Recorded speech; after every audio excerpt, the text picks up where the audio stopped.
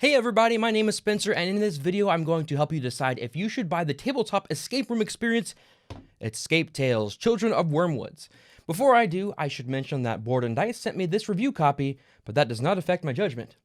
I will judge you, however, if you don't subscribe to this channel. All y'all who haven't subscribed yet, I shake my head at you in disappointment.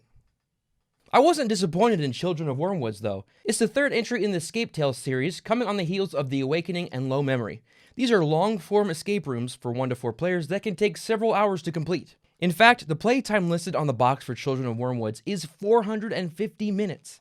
Do the math, that's lots of time, over 7 hours. So what are you doing for all that time? Well, mostly you are drawing cards, solving puzzles, and reading paragraphs. But that's quite an oversimplification. I played this game by myself, and I'm proud to say I made it to the end. But I used a lot of hints. More on that later. But first, a little flavor text to set the scene. You're just a small town boy, born and raised in a small town. Gilbert is your name, and outside the walls of your city are a bunch of plant-animal hybrid abominations called worm vines. Whatever else lying beyond the town walls calls upon you, Gilbert. It's tugging at the strings of your fate in both subtle and irresistible ways, Gilbert. The time of grueling trials draws near. Be ready, Gilbert. Took that a little too far. Now, I don't want to get too into the weeds with my review. I don't want to spoil anything, but I do have some important things to note. First, you can play this game if you haven't played any of the other Escape Tales. They are all completely standalone. If you're new to the Escape Tales system, here's how things go down. The game comes with over 100 game cards, location cards, action tokens, 3 storybooks, and a rulebook, among other things. I found the rulebook to be super helpful in instructing how everything works. From playing the game, to exploring locations, to explaining how the companion app works, everything you need to know is in there. And that app is great. It's web-based, meaning you don't get it from the App Store, but it keeps your progress well and can even use it without an internet connection once you've accessed it. It's easy to navigate, intuitive, and well-developed. It is required, so if you don't have access to a smartphone or tablet, you will not be able to play the game. Which would be a shame because I've found so much to like about this experience.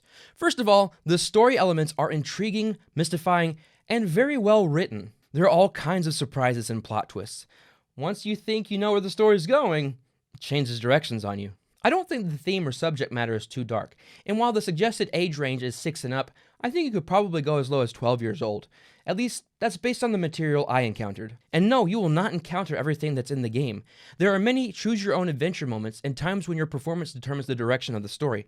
Some of those choices can be pretty tough, so be prepared to weigh your decisions carefully. To give you an idea of how much content you might see, after I was finished, I still had 64 cards left and 1 location left over that I didn't look at. And there's no telling how many story passages I missed out on either. But be aware that while there are lots of puzzles and riddles to solve, the game definitely earns its distinction of being a story-driven escape game. There's quite a bit of text you have to read, and that may be a turnoff for some, so I thought I'd mention it. However, there is no time limit in this game.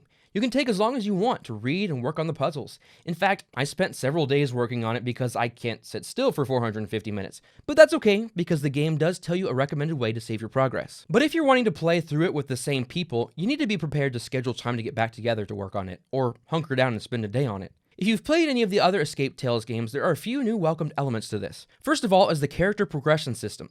You are Gilbert, after all, and throughout the story, Gilbert's skills, stamina, spirit, sanity, and charisma, will go up and down based on what happens. And then some parts of the story require Gilbert to have a certain level in those skills before he can progress. Which brings me to the second new element, and that is the item cards. If you've played any of the Unlock Escape games, this will be familiar to you. In the app, you can combine 2 cards together to accomplish a task, such as unlocking a door. You can even combine a card with Gilbert to see what he thinks about it. I found these new elements to be quite enjoyable and added another layer to the story and strategy of the game. There's even a neat exploration aspect to the game. I don't want to spoil anything, but you'll be able to check out much more than you have been able to in previous versions. Now, those are all the aspects of the game I wanted to share, but before I end the video, let's talk about difficulty.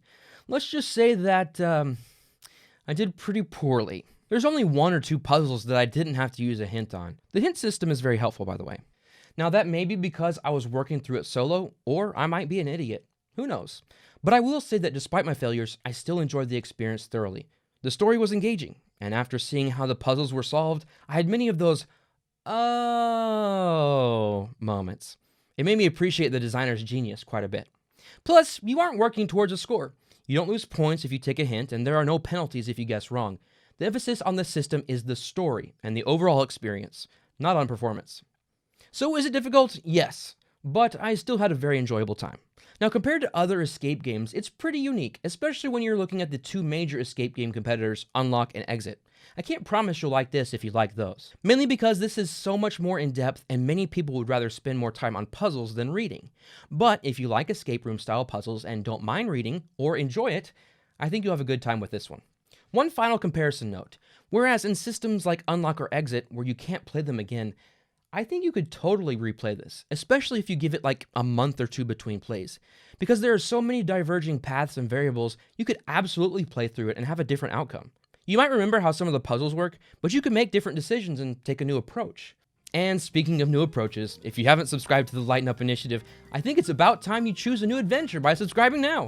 I am the king of segues. Thanks so much for watching this video. If you have any questions about anything I said in this review or are curious about something I didn't bring up, I welcome your comments in the section below. Until next time, don't take the board game hobby too seriously, just lighten up.